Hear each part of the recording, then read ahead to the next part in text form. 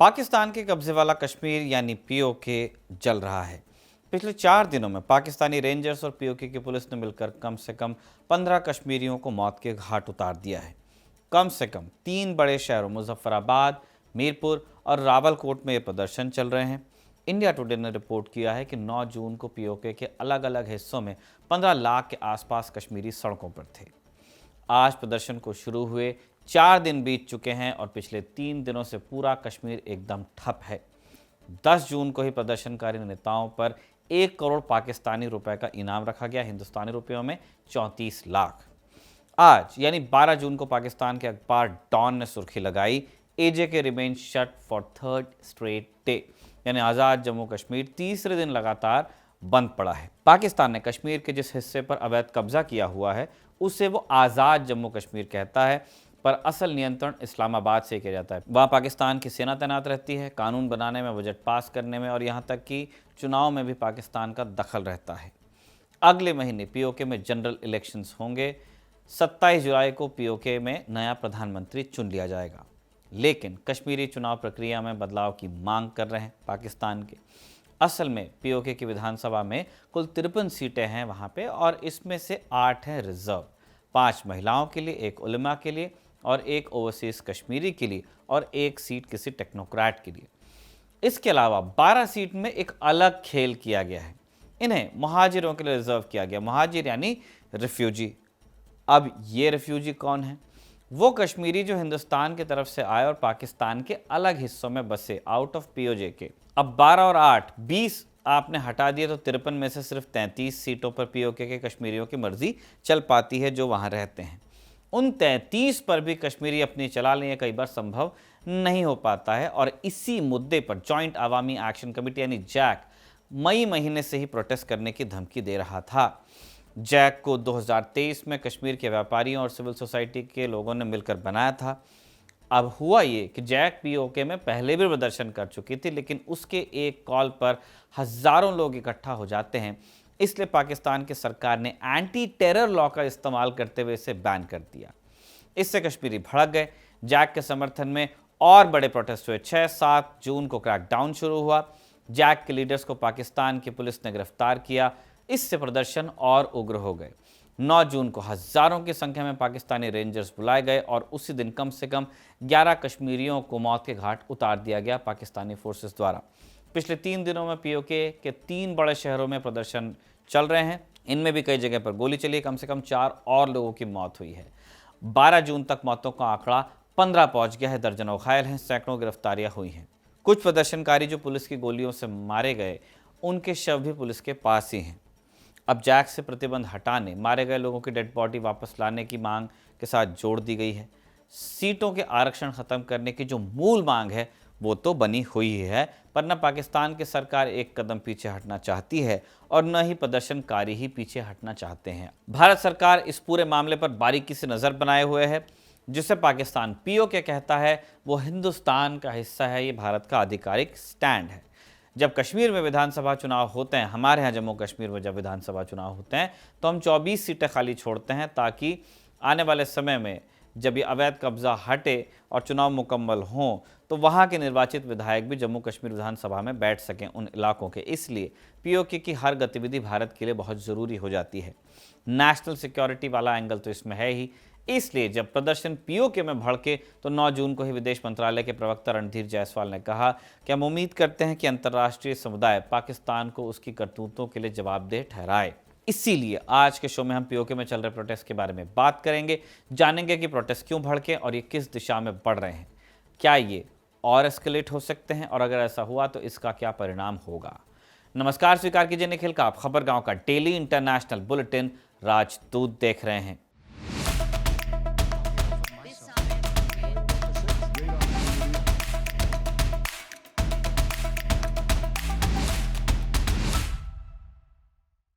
आगे बढ़ें उससे पहले आपको बता दें कि हमने अलिफ लैला के एक एपिसोड में पीओके पर तफसील से चर्चा की है। घंटे भर से ज़्यादा का एपिसोड है वो।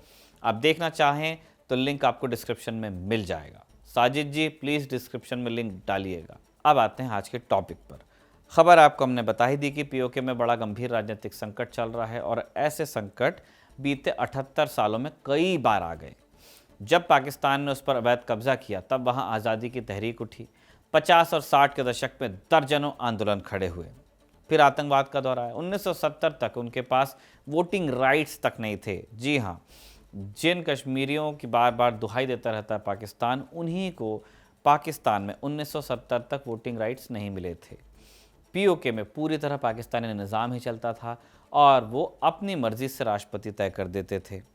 1974 में एजेके इंटरिम कॉन्स्टिट्यूशन एक्ट लाया गया और इसी के हिसाब से आज तक पीओके चल रहा है। इसी को हमें समझना है, तब आपको आज की कहानी समझ आएगी। तो इस एक्ट के तहत राष्ट्रपति शासन की जगह संसदीय व्यवस्था आई।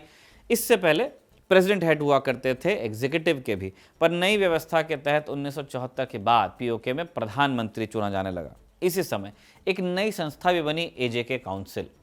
ये काउंसिल तब से लेकर आज तक पीओके की सर्वोच्च संस्था है। इस 1974 वाले नए निजाम के तहत पीओके को 3 डिविजन्स में बांटा गया। मुजफ्फराबाद, जिसे राजधानी बनाया गया, दूसरा मीरपुर और तीसरा पुंछ, उधर भी पुंछ है।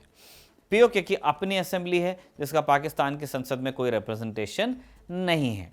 इस असेंबली में 53 सीटें हैं, जिनमें 8 रिजर्व होती हैं। बची 45 सीटों में भी एक दिलचस्प खेल है। 33 सीटें तो पीओके के इलाकों से ही चुनी जाती हैं, लेकिन 12 सीटें ऐसी हैं जो पाकिस्तान में रहने वाले कश्मीरी रेफ्यूजीज़ के लिए रिजर्व हैं, यानी पाकिस्तान के पंजाब में या वहाँ के सिंध में या बलूचिस्तान खैबर पख्तूनख्वा में रहने वाले कश्मीरी जो हैं वो वहाँ से पीओके के लिए वोट करते हैं। अब यहाँ डेमोग्राफी के हिसाब से या जो लोकल पॉलिटिकल कल्चर है पंजाब का या सिंध का या खैबर पख्तूनख्वा का, उस हिसाब से वोटर्स की तासीर बदलती है। सिंध में अमूमन वोटर्स पीपीपी के समर्थक मिलेंगे, खैबर पख्तूनख्वा में इमरान खान को चाहने वाले मिलेंगे और पंजाब में नून लीग वाले वोटर्स आपको ज़्यादा मिलेंगे। पीओके में इसी बात को लेकर विरोध है कि अगर इन इलाकों में रहने वाले कश्मीरी इस तरह से वोट डालते रहेंगे तो जो वहाँ कश्मीरी रह रहे हैं उनकी वॉइस का क्या होगा। 12% वाला आरक्षण वो हटाना चाहते हैं। पीओके की राजनीति में वैसे भी पाकिस्तान की 3 बड़ी मेनस्ट्रीम पार्टियों का प्रभुत्व है। नवाज शरीफ की नून लीग, भुट्टो की पाकिस्तान पीपल्स पार्टी और इमरान खान की पीटीआई। पीओके के मौजूदा प्रधानमंत्री फैसल मुमताज़ राठौड़ भुट्टो वाली पार्टी से आते हैं, पीपीपी से। आखिरी चुनाव 2021 में हुआ था, तब पीटीआई ने चुनाव जीता था, लेकिन बाद में कई राजनीतिक बदलाव हुए और अब पीपीपी के फैसल मुमताज़ प्रधानमंत्री हैं वहाँ। जैक और वहाँ के आम कश्मीरियों का कहना है कि 12 रिजर्व सीटों की वजह से ही कश्मीर की लोकल पार्टीज़ का दबदबा ख़त्म हो जाता है, क्योंकि वहाँ सीट पहले से ही कम है। कैसे कम है? 8 हमने बताया पहले से रिजर्व, 12 ये अलग हो गई तो 20 आपने माइनस कर दी 53 में से। 33 पर चुनाव होते हैं, चुनाव सब पर हो रहे हैं, लेकिन 33 पर वहाँ के लोग वोट डाल पाते हैं। जिन 12 पर कश्मीर के बाहर वोट पड़ते हैं वो खुद कश्मीर में रहते ही नहीं, और चूंकि सीट ही कम है तो ये 12 सीटें किंग मेकर की भूमिका में आ जाती हैं।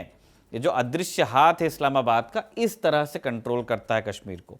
इसलिए जैक इस सिस्टम को ख़त्म करना चाहती है कि जो 12 सीटें आप बाहर से चुन रहे हैं उनको बंद कीजिए। दूसरी तरफ इन 12 सीटों को बनाए रखने के समर्थकों का तर्क है कि ये लोग आम प्रवासी नहीं हैं।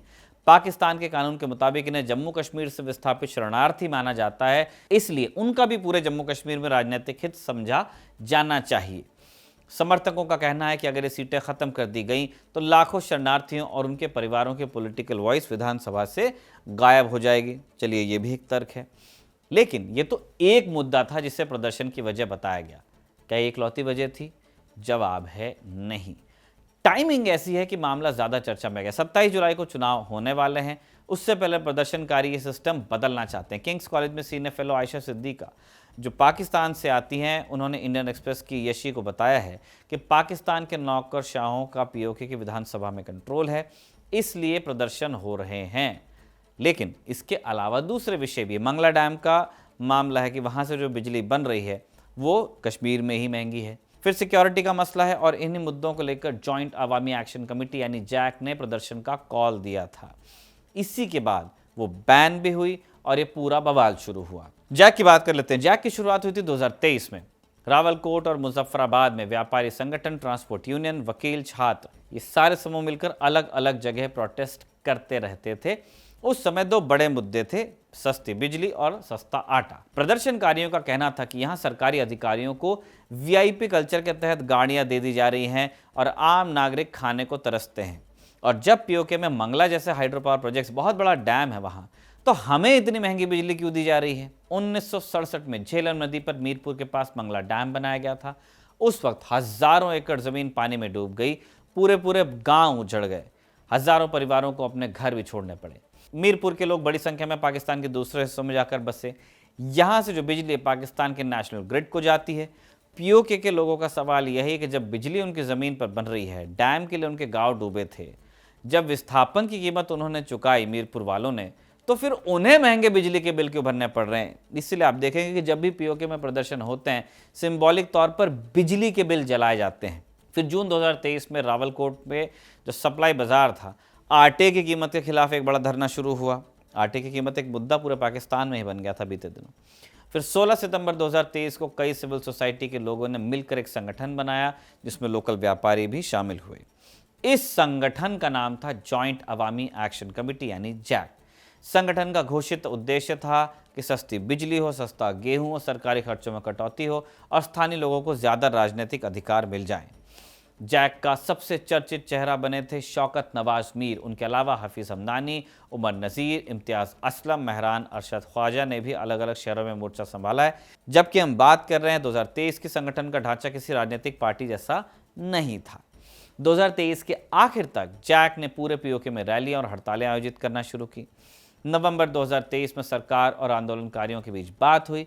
उस समय सरकार ने कई मांगों पर विचार करने का आश्वासन दिया था, लेकिन जैक का इल्जाम है कि बाद में इन वादों को कभी पूरा नहीं किया गया। यही वजह थी कि मई 2024 में आंदोलन और बड़ा होकर वापस लौटता है। पूरा पीओके बंद होता है, बड़ा प्रोटेस्ट होता है। मई 2024 के प्रोटेस्ट के बाद शहबाज शरीफ ने पीओके के लिए $83 मिलियन यानी लगभग 750 करोड़ रुपए के राहत पैकेज की घोषणा भी की थी, जिससे आटे और बिजली की कीमत घटनी थी, पर ऐसा नहीं हुआ। इसलिए 2025 में फिर से आंदोलन हुआ, यानी 3 साल में 3 बड़े आंदोलन। इस बार 2025 में अक्टूबर में आंदोलन हुआ और इसी के बाद जैक पर इंटरनेशनल मीडिया ने सुर्खी बनाई। तब भी जैक की कुछ मांगे मानी गई और कुछ को नजरअंदाज किया गया या डेफर किया गया। लेकिन लोगों ने देखा कि जैक ने पाकिस्तान की सरकार से सफलतापूर्वक कुछ डिमांड्स मनवा ली।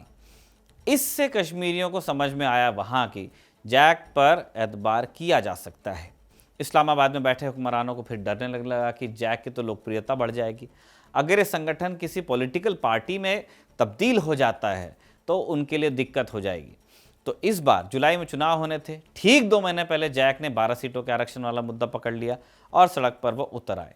लेकिन इससे पहले कि जैक एक बहुत बड़ा प्रोटेस्ट आयोजित करवा पाती, पाकिस्तान की सरकार ने उसे एंटी टेरर लॉ के तहत बैन ही कर दिया। उसके नेताओं के खिलाफ अरेस्ट वारंट जारी कर दिए गए। 1 करोड़ पाकिस्तानी रुपए का उन पर इनाम रख दिया गया, यानी उनको पकड़ लिया किसी ने तो 1 करोड़ रुपए मिलेगा।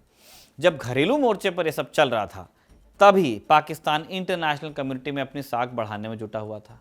आसिम मुनीर की दुनिया में हवाई चल रही है कि बताइए इतना बड़ा मसला सुलझा रहे हैं, वो पंच बने हुए हैं। ट्रम्प जैसे नेता जो बड़े बड़े यूरोपियन नेताओं को भी भाव नहीं देते, वो भी मुनीर को खाने पर बुला रहे हैं। लेकिन व्हाइट हाउस में मुनीर की आवभगत कह लीजिए या फिर जो होस्ट कर रहा है डिस्कशन पाकिस्तान, ईरान और अमेरिका के बीच, उससे जो उसको गुड फेथ मिल भी रहा है पश्चिम में, उसके बावजूद पीओके को लेकर के उसका रुख नहीं बदला है। आज भी पाकिस्तान पीओके पर जुल्म कर रहा है, लोगों का कत्ल हो रहा है। वहाँ बाकायदा पाकिस्तानी रेंजर्स को भेजा गया है जैक के प्रदर्शन को कुचलने के लिए। जैक की ताकत पाकिस्तान को दिख गई है, इसीलिए उसे बैन किया गया है।